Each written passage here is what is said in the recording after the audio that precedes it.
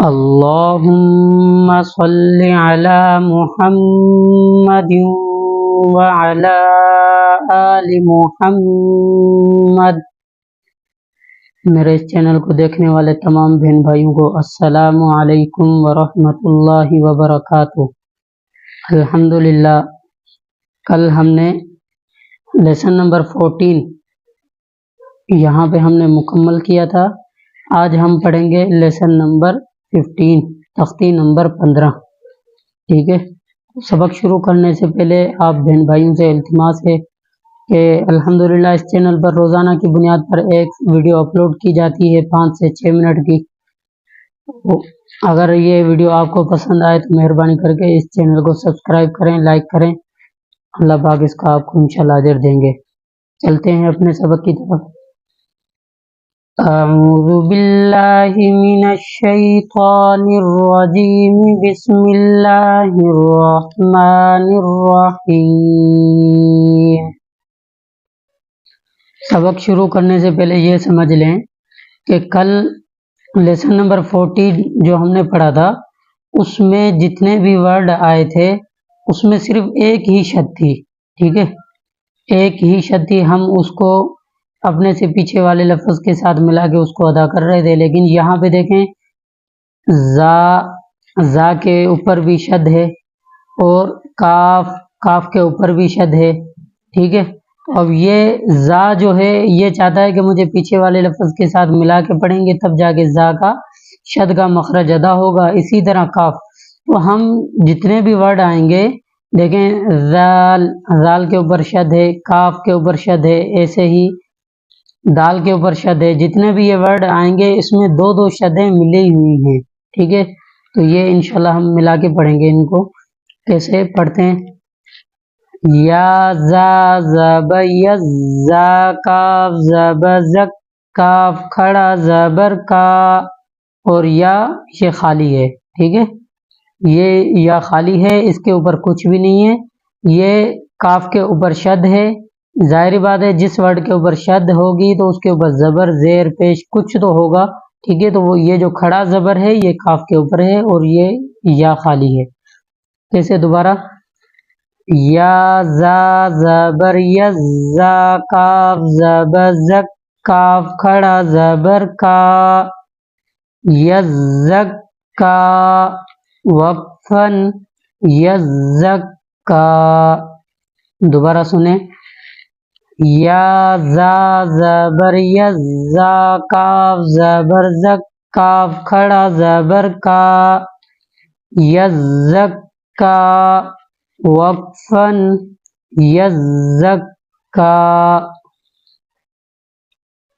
آگے، یا زال، ٹھیک ہے، یہ زا تھی اور یہ زال، زا کا تھوڑا ہم سختی کے ساتھ مخرج ادا کریں گے اور زال کا جو مخرج ہے وہ نرمی کے ساتھ ادا کریں گے، زبان کی نوک کو اوپر کے دانتوں کے ساتھ ملائیں گے تو زال کا مخرج ادا ہوگا۔ ٹھیک ہے، یا زال زبر یز، زال کاف زبر زک، کاف زبر کا، یزک کا، را پیش رو، یزک کرو، وقفن یذکر۔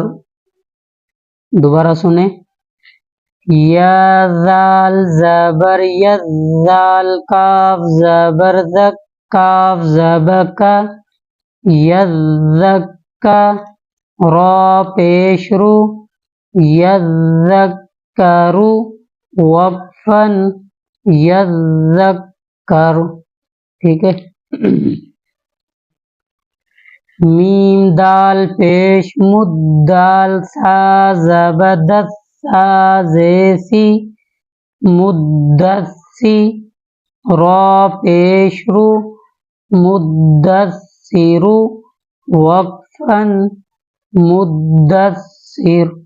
ٹھیک ہے، دوبارہ سنیں، میم دال پیش مد، دال سا زبردست، سا زیسی، مدسی، را پیش رو، مدثرو، وقفن مدثر۔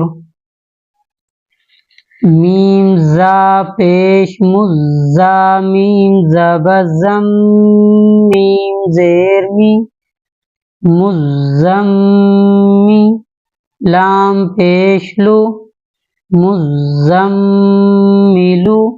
وقفن مزمل. آپ دیکھیں گے کہ آپ کہیں گے کہ یہ شد سا کے اوپر بھی تھی، دال کے اوپر بھی تھی، کاف کے اوپر، لیکن ان کے اوپر ہم نے غنہ نہیں کیا.